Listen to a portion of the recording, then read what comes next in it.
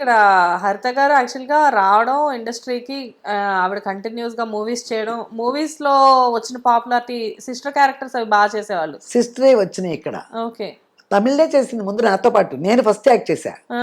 ఇక్కడే యాక్ట్ చేశాను. తమిళ్‌లో కూడా నేనే యాక్ట్ చేశా ఫస్ట్. ఓహ్! ఎస్పి ముత్తురామన్ గారి పిక్చర్ చేశా ఫస్టే. అసలు తెలుగు కూడా రాకముందు నేను ఎస్పి ముత్తురామన్ గారి సినిమా చేశా. ఓకే. ఓకే.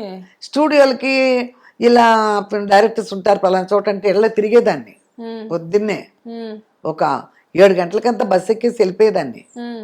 ఆఫీస్లో ఒక ఆఫీస్ ఎక్కడో ఉంటుంది అనుకో, ఆ స్టాపింగ్ తెలియకపోతే ముందే దిగేసేదాన్ని. హ్మ్. స్టాపులు తెలియవు కదా, అవును. చదువుకుంటుండేదాన్ని బుక్. హ్మ్. ఏం చేస్తానంటే అక్కడ ఇంగ్లీష్లో కూడా ఉండేదే. హ్మ్. షాపులు కొట్ల పేర్లు అన్నీ ఉంటాయి కదా, అవును కదా! అదేంటో నా మైండ్ ఇంగ్లీష్ అక్షరాల మీదకి వెళ్ళేది కాదు. ఆ!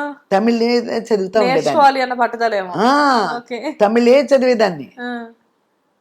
ఇంగ్లీష్ పక్కే వెళ్ళేది కదా, తమిళే అట్ట చదివి నేను తమిళ పుస్తకాలు చదువుతా ఇప్పుడు.